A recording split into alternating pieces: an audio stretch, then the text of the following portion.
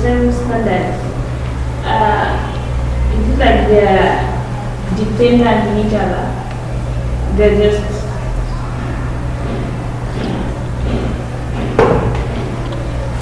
the standards are not dependent on each other.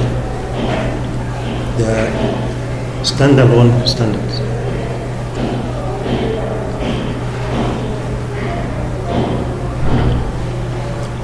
So,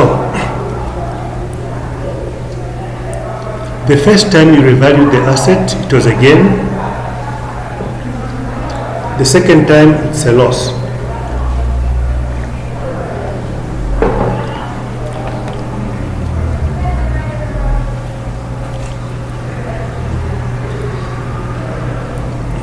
So first, revaluation was gain. Second revaluation is a loss. We have said that a loss, you take it to P&L. But if the second revaluation was a loss, after a gain, you do not take the loss immediately to P&L. You first reverse the gain, then the excess is what you take to P&L.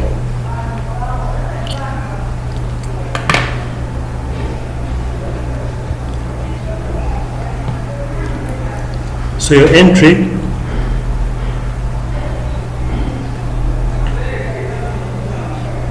will be debit revaluation reserve, then debit P&L with the excess,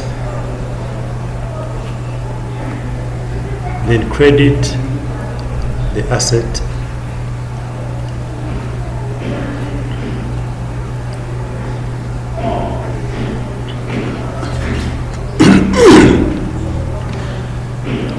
But this debit to revaluation reserve will also be dependent on the question, because the standard allows management to transfer this revaluation reserve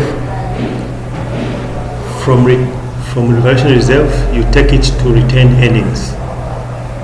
Now remember, when you revalue an asset,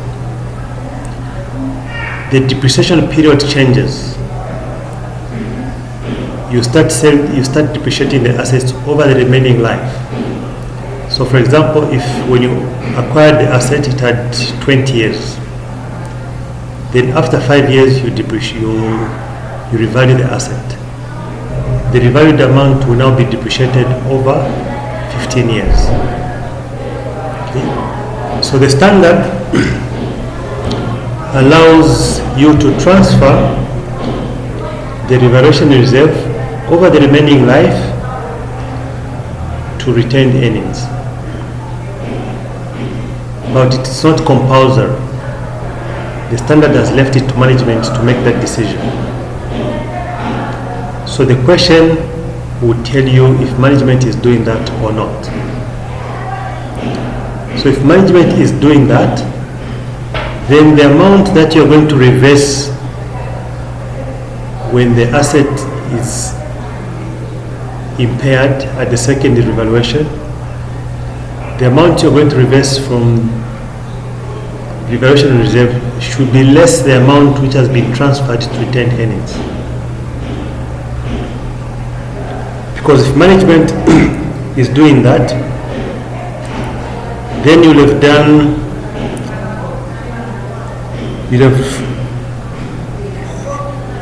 debited revaluation reserve and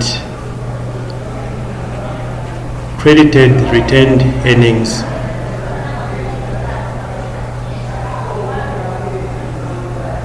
So meaning the balance on revaluation reserve will be less this figure.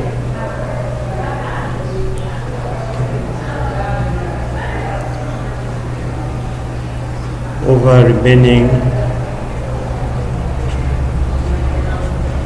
life of asset. Clear so far?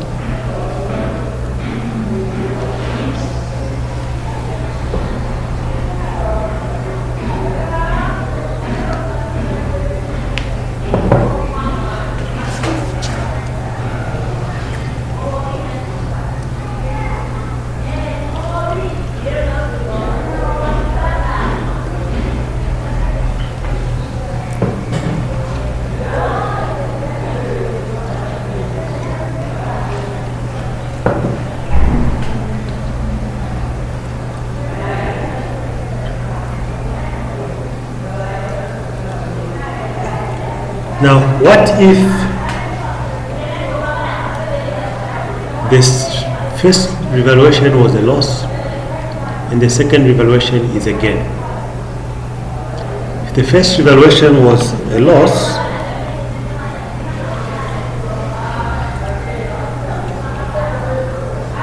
meaning you debited P&L and credited the asset, then second revaluation is a gain. We did mention that a gain goes to OCI, revaluation reserve OCI, but if this asset had initially lost value and then it gains, we don't take the gain immediately to revaluation reserve. We reverse the loss. Okay. So we debit the asset, credit revaluation reserve,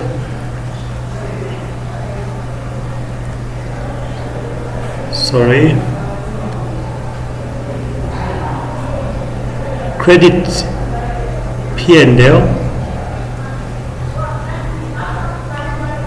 to reverse the initial loss, then credit revaluation reserve with the excess.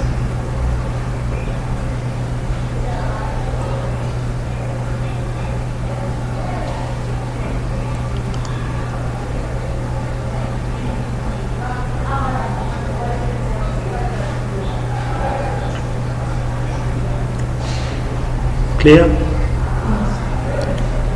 Now,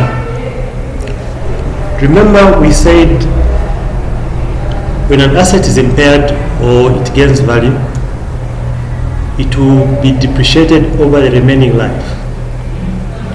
So when an asset has lost value and you have impaired it, it means that the depreciation will now be lower than the initial depreciation. So when an asset eventually it gains value, when reversing the loss, you want to reverse the loss to the extent that the depreciation after impairment should remain as if the asset had never been impaired before. So the difference in the depreciation before the asset was impaired and after the asset was impaired, the difference should remain on the P&L account. So meaning the loss that you're going to reverse will be less the difference in the depreciations. Clear?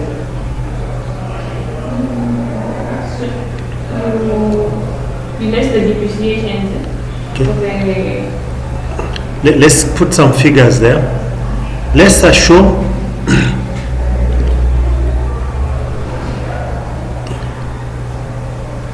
depreciation before impairment was 50.